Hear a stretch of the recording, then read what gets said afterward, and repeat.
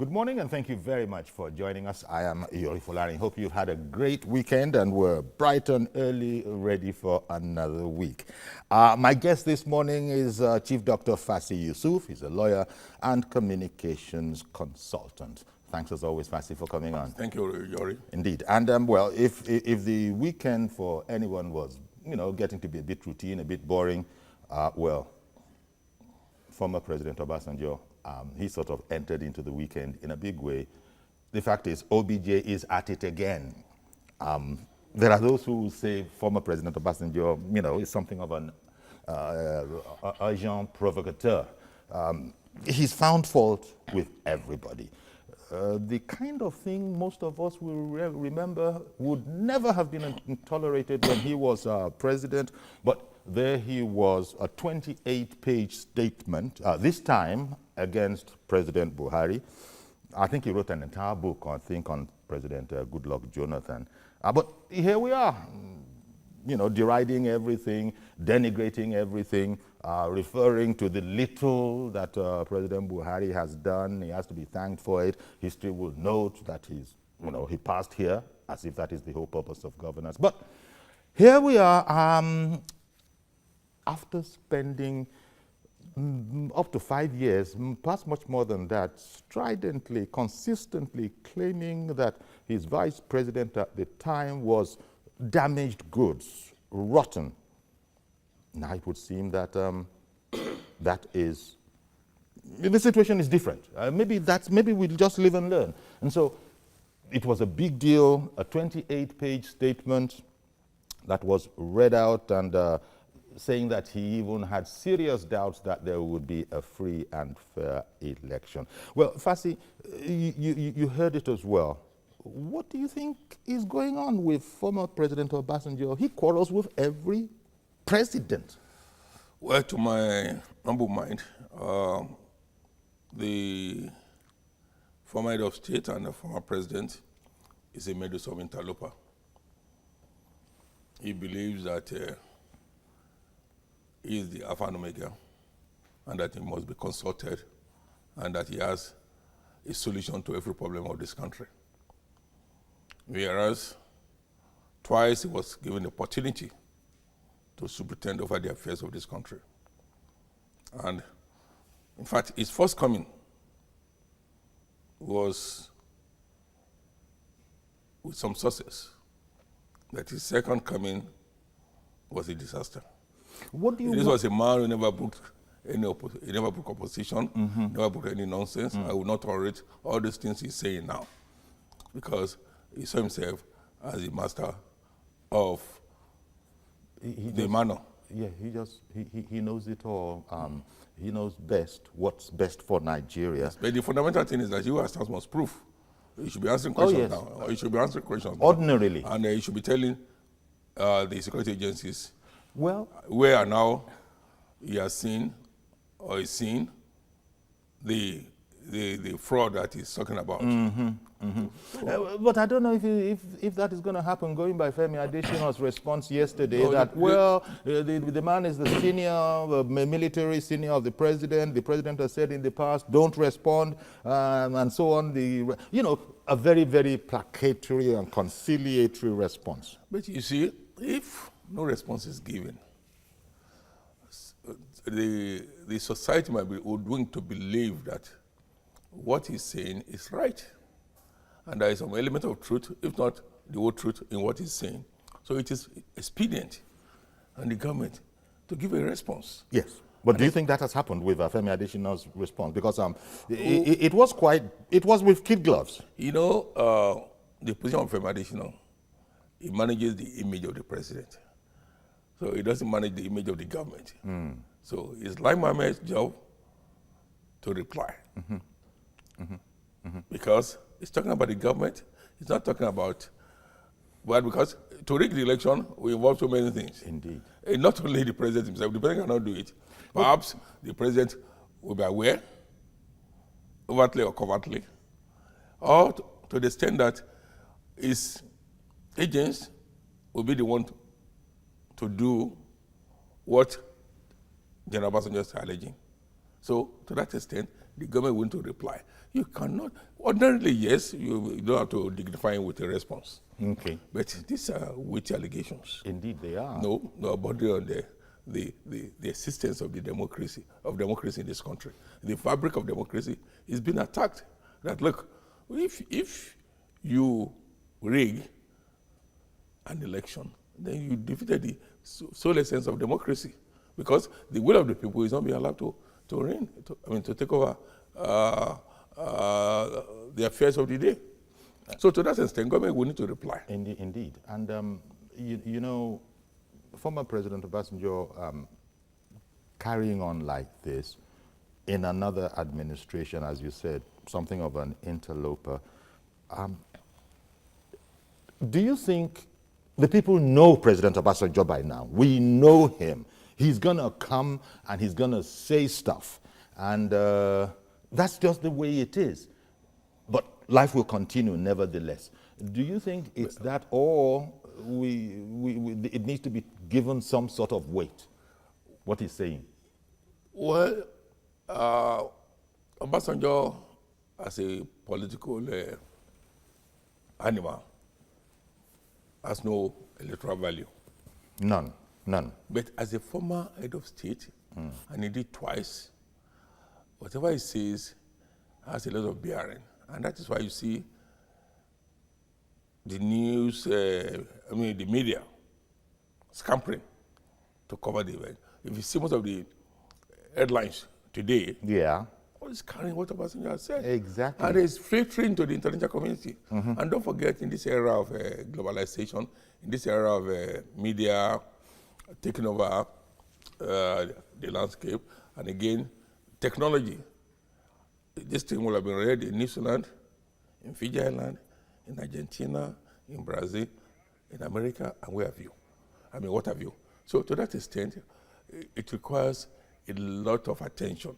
And therefore, the government cannot afford to sit idle to say, look, let's just brush it aside. No, Okay. because otherwise, if you do content analysis of today's newspapers, you will discover that what Obasanjo said yesterday is dominating the media environment. Straight. And, so, and for days to come, it will. So if government does not reply, silence means in this case, admission. okay. So it is necessary in the interest of our democracy, in the interest of this present administration, to reply. Okay, all right. It must be a reply. In this particular instance. And it must be properly articulated. Indeed. In fact, APC, the ruling party, has indeed responded. But first of all, let's get a snippet of President Obasanjo. This administration has reached the end of its wit, even in handling all security issues, but particularly Boko Haram issue, partly due to misuse of security apparatus and poor equipment, deployment, coordination, and cooperation. Finally, those Nigerians that are being intimidated or threatened by this administration must trust in God and stand firm. Tough times do not last forever, but tough people invariably survive tough times. For 8 years of President Obasanjo, all the elections he held, in fact, government policies were determined by whatever mood he found himself. All institutions of government were brought under his wings. And what he did for those 8 years is what is haunting him.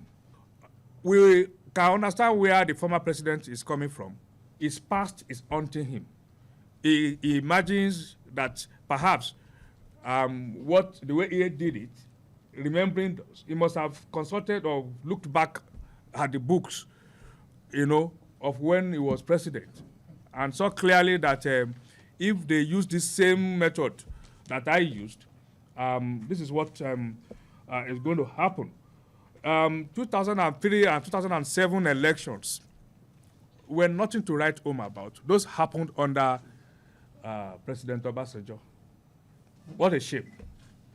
So, for us, Former President Obasanjo should adjust himself to the reality that after February 16, he would realize he is not God. Okay, there you go. That's the APC ruling party publicity secretary. You know, so now we have it. But there's a sense in which former President Obasanjo said he wouldn't be involved in partisan politics. But how much more involved can you be in this instance? Well, the former president is consistently inconsistent. The time was when he tore his membership card of the PDP. Yes. Time was when he was going around the country trying to get one part of the country against the other. You remember he went to the East to say this is their time and they must not allow another person. I mean, if at that level, the former president is instigating a section of the country against the other, then you now start to question is standing within the society. And I think, to my mind, as I said earlier in the beginning, this is a case of a medium interloper, a busybody, and somebody that I want to say is reckless with his tongue. He has not considered his position in society as a former head of state and as a former president, somebody who was given the opportunity twice that many Nigerians, in fact, millions of Nigerians will never get. So the allegations he has made are very weighty allegations, bordering on fraud, bordering on mismanagement, bordering on incompetence, bordering on insensitivity, and all manners of allegations. All manners of allegations. And I believe that the government will be putting heads together, both the military, the security, other security agencies, including the SS, the police, the civil defense, the state governments, especially in the area of the Northeast, to be able to reply and reply holistically, because it is not in doubt that Boko Haram is ragtag, and Boko Haram has been depleted. The success is not 100%. It isn't. But to a large extent, we do not have the situation we had in 2014, 2013, when about 3 or 4 states were nearly overrun by Boko Haram, to the extent that more than half of Borno State was under Boko Haram control. So that is not happening now. We have pockets of this thing. And even sophisticated countries have not been able to defeat insurgency awesomely. And for all of that, as the government For has example, said, you look at Syria, you look at Boko Haram, as the government put it, has been technically defeated. Degraded, you know, so they're not the force that they were before. Definitely. Now, President Obasanjo is not giving any credit for that. It's almost like President Obasanjo is setting it up, since as far as APC is concerned, it feels good, it's going to win this election, that's according to APC. Perhaps President Obasanjo, knowing this, is now trying to instigate, I like the word you used in a different context earlier, instigate against, perhaps, well, there are those who will say an inevitability. But in the meantime, here you are poisoning the whole waters. Yeah, because, so in my mind, the former president believes that if he does not control any situation, that situation cannot stand, which is very sad. You don't make yourself to be indispensable. Indeed. Joshua from Irewole in Ogun State, good morning. Okay, good morning, sir. How are you? Good morning, sir. Thank you very much for calling. I greet your guest. Dr. Fassi. I'm really very, very happy with him. He's touching the point that I would like to touch. I just want to say that former President Obasanjo should realize that he is a statesman. He cannot talk like I am talking. He can't talk. He can't just start whipping up sentiment, heating up the politics, shouting, wolf, where nothing is pursuing him. I can't imagine such witty words at such a time like this. Does he want to pull the country down or what? I used to hold him in very high esteem, thinking that I was fighting for the masses. But now it's obvious that he's fighting for himself. For what? I think it's important that we realize that at times like this, both the old, the young, and everyone to put hands together to pull this country out of trouble. We have enough, we have heated up the policy enough. I think that's my point. Thank you, sir. Thank you very much for calling in. The point you made about statesmanship and all of that. He has all the opportunity in this world. To be a statesman. He has the access to the president. They have a gathering of former heads of state with the president where they meet and address. So a former president should not be talking the way he's talking. But it looks like the former president needs an audience. He needs an audience. Otherwise, he could call the president. I don't work here in Aso Rock. I'm not a part of the government, but I know, the little I know in running government is that any former president has access to the incumbent. And he should have availed himself of all the opportunities, because all these things being raised is capable of being hijacked by desperate politicians.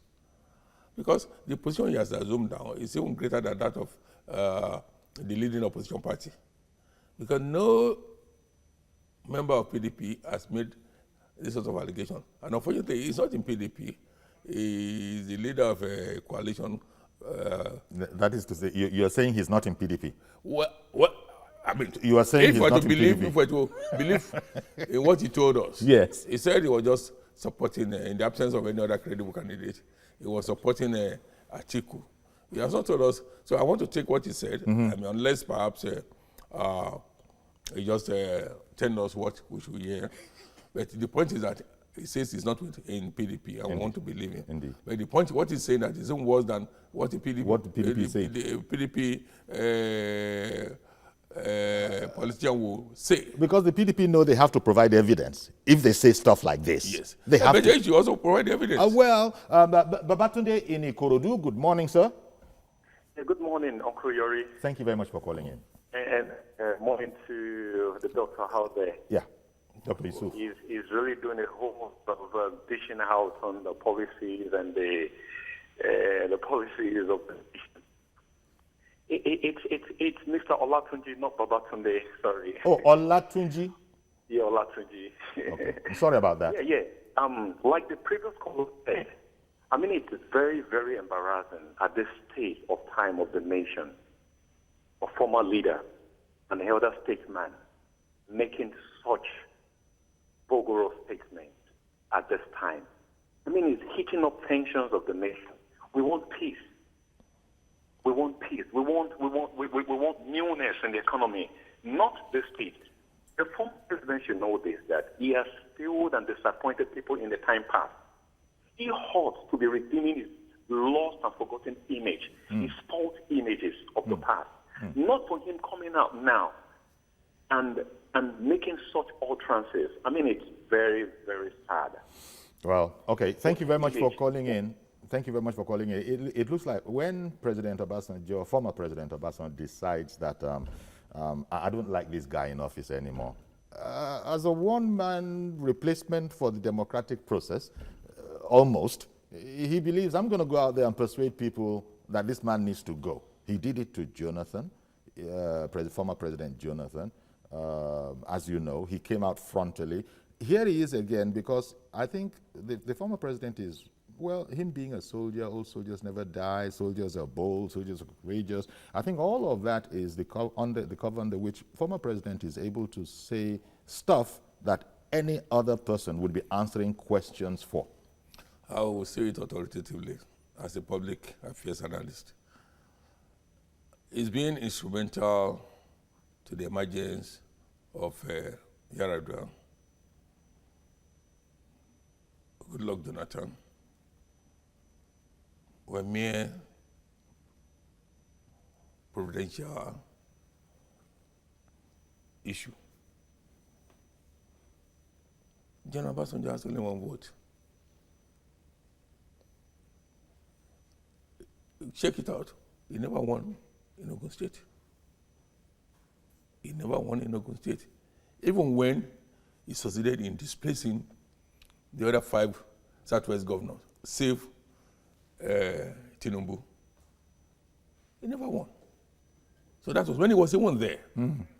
When he had all the instruments of coercion, he had all the instruments in this world to use. Not talk of when it's no longer there.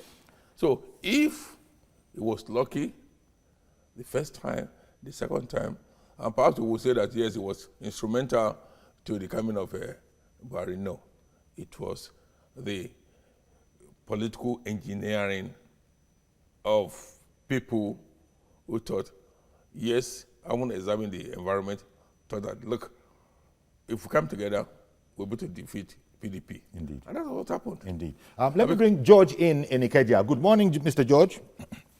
Uncle Yori, good morning, and good morning to Dr. Fati Yusuf. Thank you. Uncle Yori, kindly give me 90 seconds for what I want to say. Sure. Uncle Yori, if you have been watching since the president started his campaign, you see the crowd that is gathering.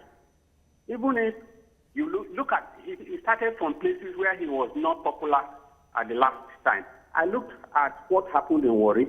I looked at what happened in Asaba. Last Saturday, he went to Jos. He could not even address the crowd. The crowd was that big that it was not possible for him to even address them. The PDP, OBJ and his gangsters, they are panicking.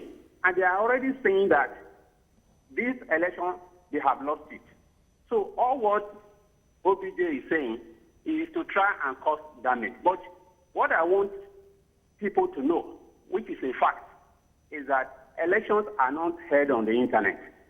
If you go to the people who vote, they are the ones you saw in Jos, they are the ones you saw in Warri, they are the ones you saw in Asaba, they are the ones you saw in Niger. They have PVCs, but they don't have Twitter handles. So all this noise that OBJ is making, just leave it. On the 16th of February, you will see that there has to be a padlock hung on that cancerous mouth. I'm sorry to use that word. Uncle Yori, let me just touch on 2 things. OBJ said that Boko Haram has escalated under Buhari. But we know that the first initiator of Boko Haram that led to Boko Haram as a sect today was escalated by OBJ himself when his policemen killed him. So all other things that followed were just management of what he himself had caused. Okay. We have $16 billion that he said he spent on power. I do not blame him. I blame the president, who is, since he came and he's fighting corruption, how is he overlooking $16 billion that somebody mismanaged? All right. He should be held accountable for it. And let me just stop there. Thank you very much, Mr. George. An angry Mr. George this morning. We got to dissociate ourselves. It's very, very unlike Mr. George. We've got to dissociate ourselves from the cancerous mouth part. It's not our style. Mr. George knows better than anyone. But, people are there will be people who will be infuriated by what is what is being experienced now. Yes, what is being experienced now. How can? But this is a different times. It's the electioneering season. Former President Obasanjo is entitled to his opinion. I think Adesina said as much yesterday. No, excuse me. There's no absolute freedom anywhere. No. There's no. You see, freedom should be exercised with responsibility. You see, you don't destroy a country because you have freedom to speak or you have freedom of speech. You see, liberty, freedom, they come with responsibility. And who should know that more than a former president? Let me bring Mr. Adebo in Ilorin. Adebo in Ilorin, good morning, sir. Yeah, good morning, Mr. Yori, and good morning to your guest there. Thank you for calling in. Yeah, please. From my name, you will know. From my name, hello. We can hear you. From my name, you will know I am from the same state from this man that is making so much noise, Obasanjo. You see, this man is becoming a nuisance in this country. Mr. Debo, Mr. Debo, you know how we do. We can't abuse anybody. It's becoming unbecoming of him. Does he have the monopoly to tell us who will rule us in this country? During the time of Jonathan, he started making noise, snipers. He should just stop that his busybody mentality. And just as the last caller have said, they could have. Okay, I think something happened to the line. We understand there are a lot of people that are livid, perhaps that, some people are flying in the face of the law and normal processes of society and are just saying what they want. You were just making the point that freedom comes with responsibility. You see, because I believe that the president has political advisors, the former president has political advisors, also has image managers. There are certain things you say, there are certain things you don't say, because as an elder statesman, somebody who ruled this country as a young man, and somebody who ruled this country as an elderly person. And 8 years, or 12 years after you left office, you are now trying to destroy the country you superintended over. Yeah, but that's because President Obasanjo says he has a right. If you listen to some former interviews, he has the knowledge and he's challenging anybody to come forward and say he doesn't have the knowledge. Knowledge, you see, the knowledge could be mischievous. Knowledge could be applied negatively. Knowledge could be applied positively. But in this particular case, I'm going by his antecedents. He has always applied his knowledge mischievously and negatively, especially when the issues at stake are not to his favor. Mm-hmm. You see, my quarrel with the posturing of the former president is that he believes he's the Alpha and Omega. I said it before. Yes. And that he's the greatest thing that's ever happened to this country. You remember in the past, he said he got what Awolowo could not get, and that it was greater than Awolowo. You see, whereas, I'm entering caution to this thing. I will remember what happened during the coup and all the rest. And now you came back. To become president or head of state against the personal wish and desire. Okay. I hear Kunle in Ibadan. Good morning, sir. Hello. Good morning, Kunle. Yeah, good morning, sir. Thank you for calling in. Go ahead, please. I want to contribute to the program, sir. Very, very quickly, please. You're our last caller on this subject. Oh, thank you very much, sir. Yes, sir. Greetings to our guests in the studio, sir. Dr. Yusuf, yes. Thank you. Now, about Baba Obasanjo. Now, let me start, sir. I used to ask myself long time ago, sir, that who are those people that Baba Obasanjo is working for in this country, sir? I've been studying the Baba right from when he was head of state of this country. Who are those people Baba Obasanjo is working for, sir, in this country? Who are those who is protecting? Now, when General Murtala Mohammed, when he said that they that were in the civil war, all what they are stolen, the money, the houses, the cars, the people's wives, that man said, it's own. This is it. Pepper carry it, then it by them, sir. And they surrender everything. He said, other people beside him should follow the same suit, sir. That was called the death of the man, sir. During the Baba Awolowo said in Ibadan here at Okemoko, during his campaign, that if he became president, he will probe the military government. The next thing we will hear from Baba Obasanjo was that the best candidate may not emerge. Okay. I'm so sorry, Kunle. I've got to interrupt you because we've got to go to break, but we really appreciate your call. Thank you very much. We'll be right back. Don't go anywhere, please.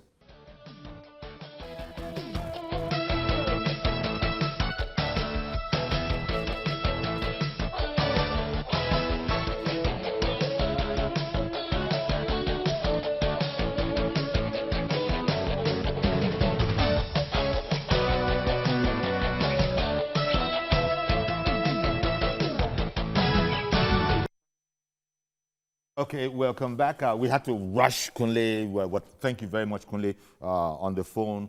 but as I said, we had to go to a break. In fact, we have to go to another subject, but we do need to thank Dr. Fasi Yusuf, lawyer and communications consultant. It's probably most people know former President Obasanjo by now and know that it's a bit like the gentleman wants an audience, must always have an audience, and will do whatever it takes to get an audience. No, the former president is Raburasa. Okay, that's another way of putting it. And he believes that he must be listened to willy-nilly. And as I say, he believes it's the greatest thing that has ever happened to this country. But he must be discreet. He must be patriotic. And that as a leader, as an elder statesman, there are certain things you say in the public, and there are certain things you say. But are not cohesive. Privately. But yes. in this particular case, he ought to have said all these things. All right. If he wants to talk to the president who was his junior in the military, he has access to him. Indeed. We're going to leave it there, Fasi. I'm not destroying this country. Indeed, indeed. Thank you very, very much for, my pleasure. So, okay, stay with us, please. We'll be right back.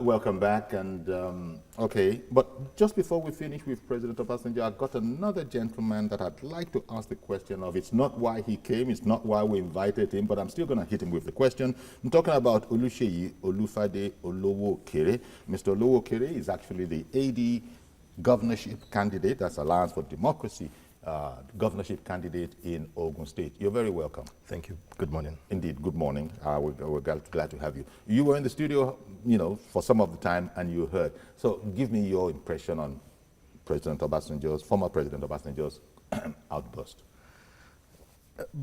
President Obasanjo, former president, elder statesman. I think that he's entitled to express himself.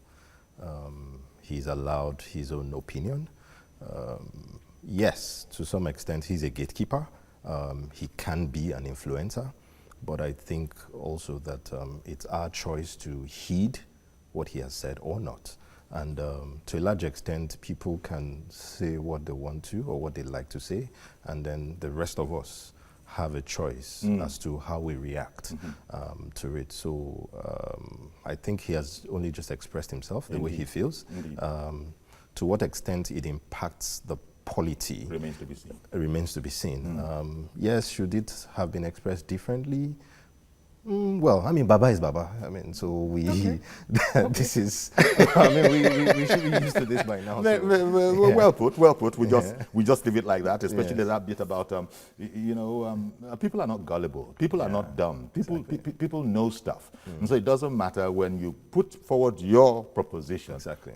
People will nod and say, aha, so this is the way it is, huh? Yeah, okay. But the real reason you're here is for the very, very serious business. You are in a quest to become the governor of your state, Ogun State. And you're doing so under the auspices of Alliance for Democracy. The first thing I noticed, you're just looking young, refreshingly young. And I don't know, can a young man have the broad shoulders sometimes necessary? Because you got to work out in the political gym and know that you got those political biceps, the chest and all of that. But you know what I'm saying. Yeah. Do you believe you have enough experience? And I'm asking this question out of nowhere just because you're looking, the way you are. Well, thank you for that question. And, refreshed, you would say, because I think for the first time in a very long time, I had about 7 hours sleep. So I guess that's why I look this refreshed. If you had seen me day before yesterday, I probably looked different because you're right, the political gym isn't easy. It's quite a rough and tough space. And these days when my friends ask me, how are you? I don't respond fine anymore. I say to them, can be better. And for the, especially for someone like me who arguably was or is a technocrat, you know, coming from the private sector, one or two stints in the public sector. My public sector experience is about 8 years plus, but that was working in the background, you know, designing policies, shaping policies, developing concepts, implementing projects, preparing budgets and all of the works, you know, serving in advisory or assistant roles to the principal. And so having to move from that divide to the trenches, what I call the trenches, you know, having to engage all sorts of people and all that. Trust me, emotionally, psychologically, physically, it's tough. You know, but like Plato said, and I always quote this, that the penalty for not participating in politics is that you would find your inferior rule over you. And what we have found in the Nigerian political space is that a lot of good people who've got the quality experience, education, exposure, and capacity to provide leadership, to provide genuine or true public value or good governance are not getting involved. You know, so some of us have come into that consciousness and have decided that, look, we need to get into this space, if not for anything, to change that narrative where it has always been a case of when the preferable is not available, the available becomes preferable.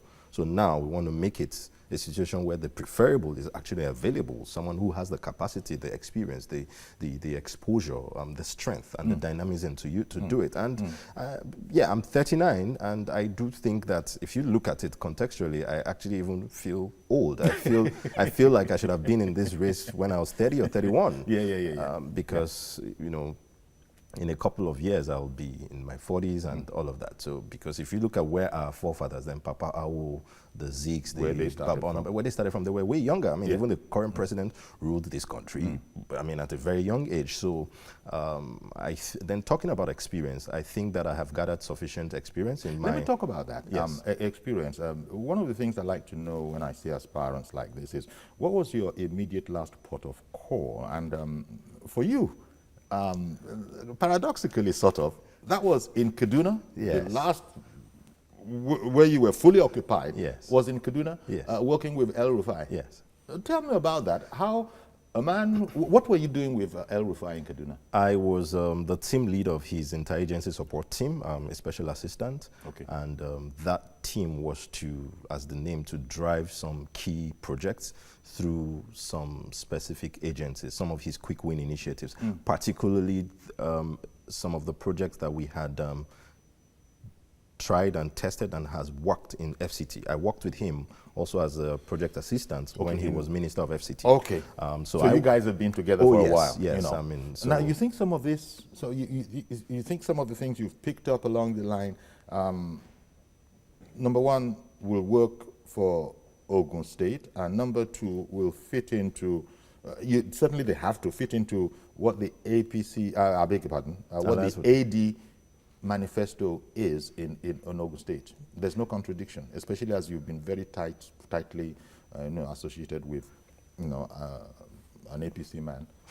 Well, there wouldn't be any contradiction. And, like I joke with them, I mean, I've got friends on both divides, APC, PDP. To the APC guys, I tell them that, look, I'm the original progressive, because they originated from AD, AD to AC, ACN formed APC, and so we are the originals. And I think that there's no contradiction about good governance. I think that there's no contradiction about delivering true, transparent, and genuine public value to the people.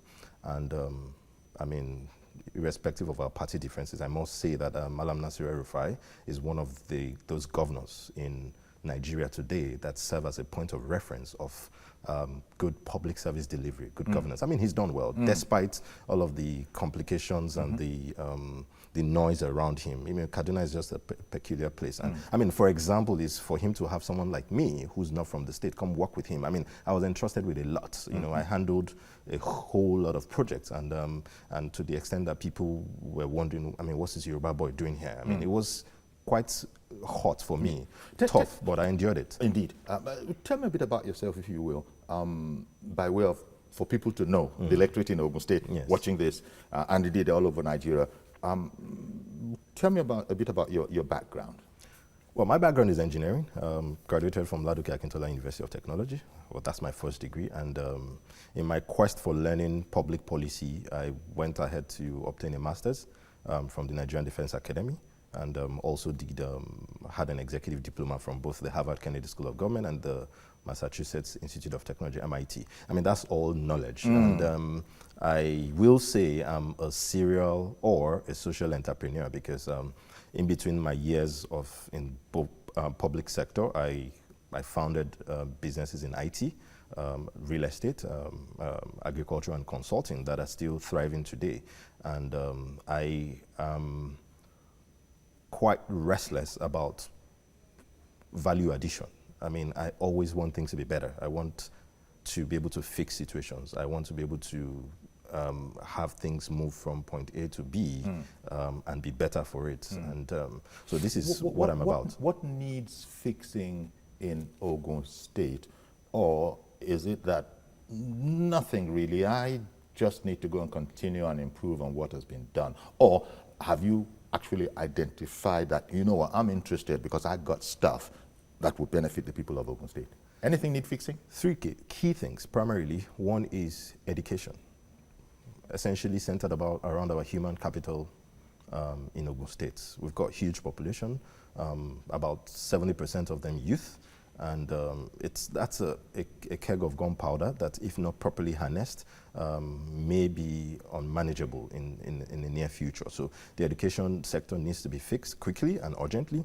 The health sector is in a pathetic state, and that needs fixing. It is sad that in Ogun State today you cannot boast of 5% of a situation where people have access to health care within a 5-kilometer radius. And I say free quality health care. I mean, even the general hospitals that are supposed to be secondary healthcare providers are in dilapidated states. Some of them don't have doctors. So that needs to be fixed quickly. And also infrastructure.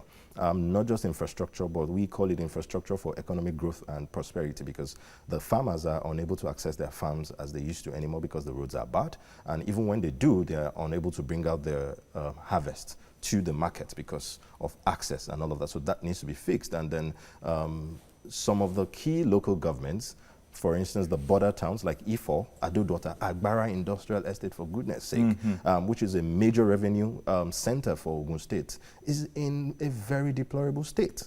So those three things first are a matter of urgency for us. And this is what we want to quickly do within 365 days in office as a priority on our list of activities. And then, of course, the civil service, because I believe that the civil service is the engine of any government, you know, so that also needs to be revamped. Their morale is down low. A lot hasn't been done in many years, training, capacity building. Even the office environment is a bit dull, you know, so how can they be productive? First of all, you know, I know I can imagine that whatever you do, you will probably, you know, apply yourself and take it very, very seriously. But I was going to ask the question of, look, you're probably from Ogun West. Yes. Ogun West. Yewa South local government, precisely. And Ilaro. And these people want a governor. They have not had their chance and they feel cheated for not having had their chance. Yeah. Now, what the facts are, that's a different matter. You can come on. Does that play into your present quest, or is just a coincidence? I would say it's a very good coincidence. It does play... because you would be the first governor to come from there if everything were to go according to the AD plan. Correct. And what I say to my friends and people from Ogun West is that if after 42 years, we haven't been allowed a shot at it, if we must, at this time, then we must put our best foot forward. And I think the best foot is myself, not some old recycled politician or a stooge of anybody. Oh dear. I'm no stooge. I have come to rescue and restore the hope of the masses, of the people, and that's what Alliance for Democracy stands for. That is why it is Egbe Afenifere. We want the best for everyone. And so there are just three of us from Ogun West, and Okay, yeah, our caller has come in. Yakub in Dokwemu, good morning. Yeah, good morning, Shipshari. Good morning, sir. And good morning to your guests. I'm very happy Mr. Olowo Kiri. Yeah, I'm very happy that your guest knows the problem of the state. There is no doubt about it. There will be a surprise winner in Ogun State because of the division of politics there. Don't be surprised at the end of the day. The president that's going to won that election would be the one that somebody will never think that won the election. But I would say that the question I have for your guest is this. You mentioned if for local government. If our local government is one of the biggest local governments in Ogun State, and then there was no any infrastructure, especially in Ifo town, to open the space. Then there's one program that is going on in this present dispensation. I had one of the governor aspirants that came to last week. That what do you need to do about Ogun State homeowner? Because as it is today, people were ready to pay the money in order for them to get their CFO. But the situation is so pathetic to the extent that they cannot be able to get it. What do you have to do differently? All right. All right. Let him take a shot at it. Thank you very much, Yakub. You heard the question well. He talked about for local government, and he also talked about homeowners. Yes, and difficulty in acquiring the CFOs. Well, the three key words we run by are simplicity, innovation, and being courageous.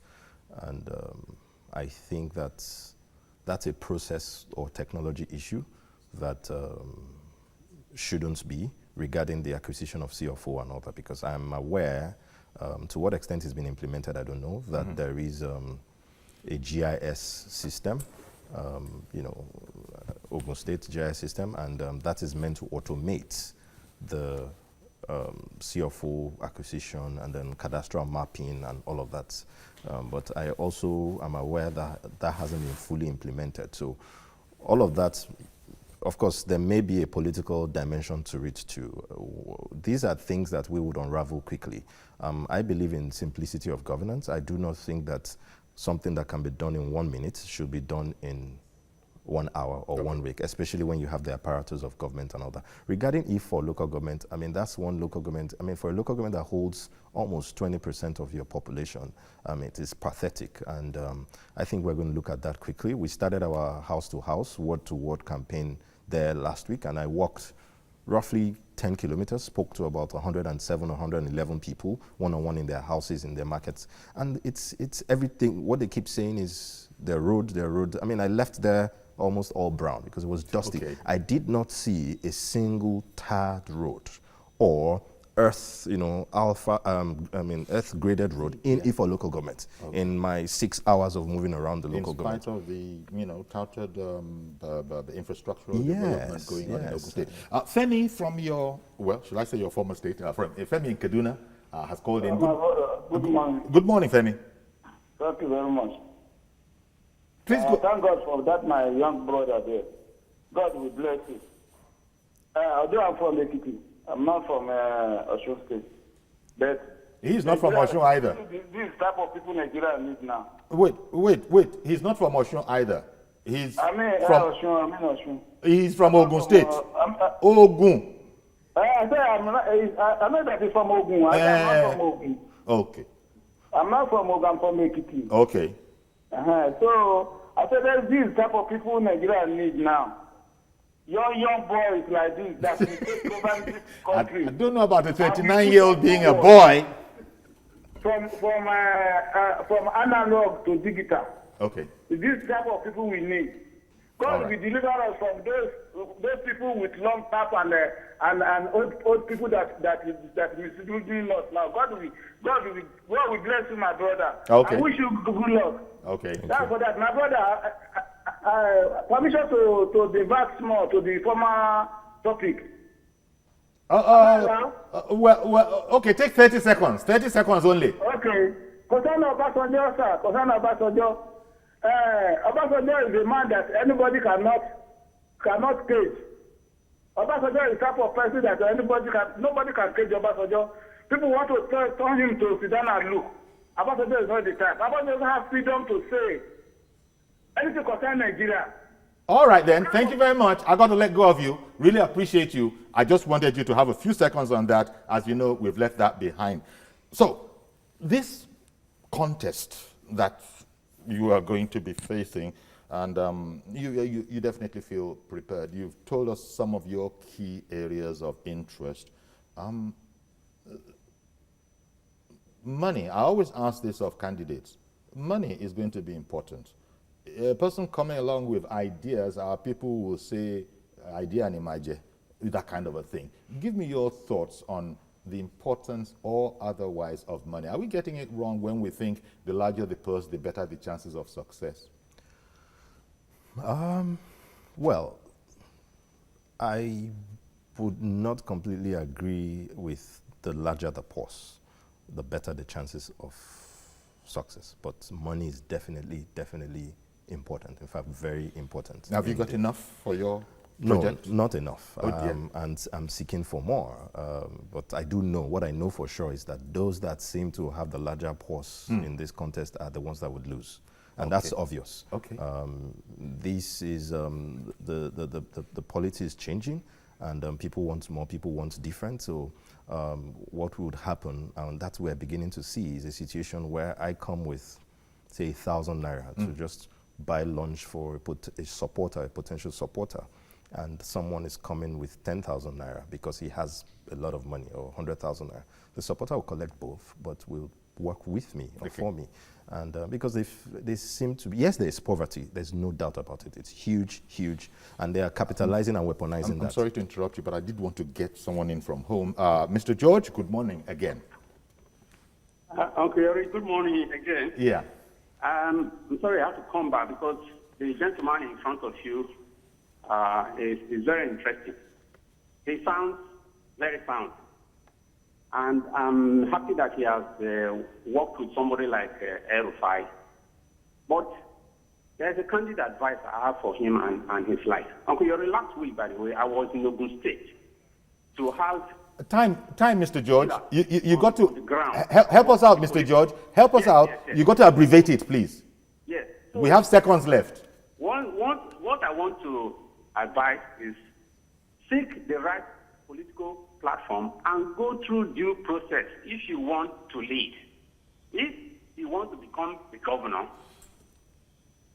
Okay, I'm so sorry that I didn't understand Mr. George, but that's a function of my not being able to give him enough time, because I'm sure Mr. Olowokere has found the right vehicle in his AD. Could you just give me a yes or no on that? Yes. Yes. So I didn't have the time to understand Mr. George, hear him out, but I really have to thank you for coming on. Thank you very much for having me. Introducing yourself, as it were, to the polity so that we know what we can look forward to in Ogun State alongside all your colleagues, and I believe all of you have been having meetings, agreed that we shall not do anything to jeopardize the orderly conduct of this election. Have you guys done anything like that in Ogun State? The conversations are ongoing. The conversations are ongoing. Yeah. So that's Mr. Oluseyi Olufade Olowokere. Certainly wish you all the best, and I'd like to have a conversation with you again. Thank you very much for having me. Indeed, our pleasure. So that's our program. Please join us tomorrow for a fresh edition. I am Yori Folarin. Bye-bye for now.